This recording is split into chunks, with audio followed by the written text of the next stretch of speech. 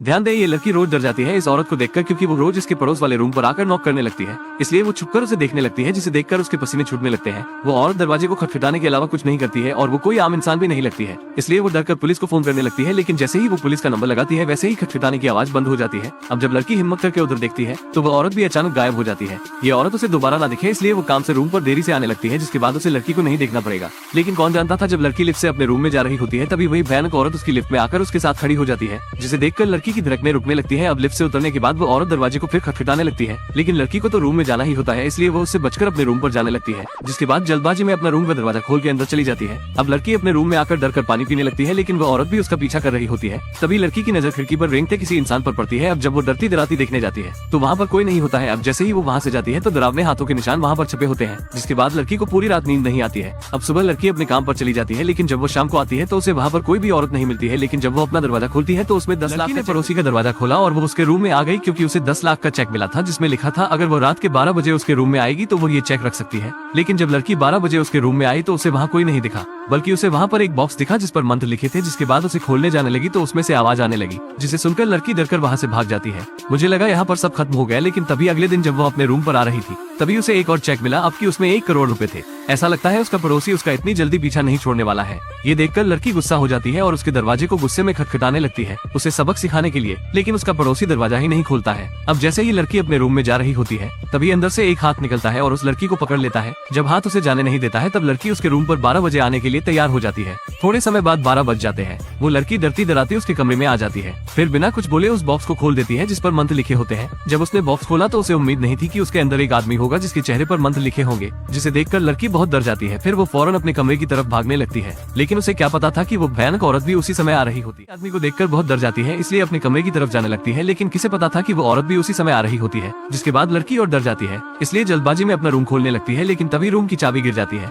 जिसके बाद लड़की डरती डराती चाबी उठाती है और दरवाजे को खोलकर अंदर चली जाती है। उसे अंदर आकर महसूस होता है कि यह घर भूतिया है। जिसके बाद वो रूम को लौटाने के लिए एजेंट के पास जाती है, लेकिन उसने 10 महीने का किराया पहले से ही दे रखा होता है, इसलिए वो उससे पहले रूम को खाली नहीं कर सकती है। अब लड़की को मायूस होकर कमरे पर लौटना पड़ता है, लेकिन उसे यह उम्मीद नहीं थी कि वो आदमी उसके कमरे में मिलेगा। जिसके बाद वो उसे बेहोश कर देता है। जब लड़की को होश आता है तो वो कुर्सी से बंधी मिलती है। वो लड़की को नुकसान नहीं पहुंचाना चाहता है, वो तो खुद डरा हुआ होता है उस लड़की से जो रोज 12 बजे उसके दरवाजे के पास आकर दरवाजे को खटखटाने लगती है। अब जैसे ही 12 बजते हैं तो दरवाजे पर खटखटाने की आवाज फिर चालू हो जाती है। आदमी डर के मारे जमीन पर लेट जाता है। लड़की जल्दी से उठकर किचन में चली जाती है और एक चाकू को उठा लेती है अपने बचाव के लिए। लड़की के पास चाकू को देखकर आदमी उससे बिल्कुल भी नहीं डरता है, बल्कि वो तो जाकर लड़की के हाथ से चाकू अपने पेट में मार लेता है, क्योंकि वो बुरी आत्मा के रोज रोज दरवाजे को खटखटाने से पागल हो गया होता है और वो इसको और नहीं झेल सकता था। पुलिस की जांच में पता लग गया कि लड़की दोषी नहीं है, इसलिए लड़की बच जाती है। लेकिन लड़की के मरने के बाद जब लड़की को कुछ ठीक नहीं लग रहा था, वो जानना चाहती थी वो लड़की कौन है जो दरवाजे को खटखटाती थी। इसलिए वो एक तांत्रिक के पास आ गई। जब तांत्रिक ने ध्यान लगाकर उस लड़की के बारे में जानना चाहा तो उसे पता चला कि वो औरत एक मॉडल थी और वो आदमी एक फोटोग्राफर था जो अगले दिन मरा था। वो लड़की के आकर्षक रूप को देखकर फिदा हो गया था, इसलिए उसने जादू टोना की मदद से उसे बस में करने की सोची। तो इसलिए वो एक मास्क लाया, उसमें अपने खून की बूंदें डाल दी, फिर उस पर एक मंत्र पढ़ दिया जादू टोने वाला। इस तरह से लड़की उसके बस में आ गई और वो लड़की उसके घर पर रोज आ जाती थी, जिसे वो जानती तक नहीं थी। लेकिन एक दिन उसे महसूस हुआ कि उसके साथ कुछ गलत हो रहा है, जिसके बाद फोटोग्राफर ने उसे सब सच्चाई बता दी। जब लड़की ने ये सुना तो लड़की बहुत गुस्सा हो गई थी। अब दोनों में जब झगड़ा हो रहा था तो फोटोग्राफर ने धोखे से लड़की को धक्का दे दिया, जिसके बाद लड़की का सिर पत्थर के ऊपर टकरा गया और उसकी वहीं पर मौत हो गई। क्योंकि उसके साथ अन्याय हुआ था, इसलिए उसे मुक्ति नहीं मिल पाई। इसलिए वो उस फोटोग्राफर के घर पर नॉक करती थी अपना बदला पूरा करने के लिए। जब तांत्रिक को ये सब पता लगा तो वो उस औरत की बॉडी को ढूंढने का सोचने लगी, क्योंकि फोटोग्राफर तो मर चुका है, इसलिए वो अब मुक्ति पा सकती है। आगे कोई घटना ना घटे, इसलिए वो उसी जगह पर आ जाते हैं जहाँ पर वो औरत मरी थी। थोड़े समय ढूंढने के बाद बॉडी मिल जाती है और वो उसे दफना देते हैं और औरत को वहाँ से मुक्ति मिल जाती है।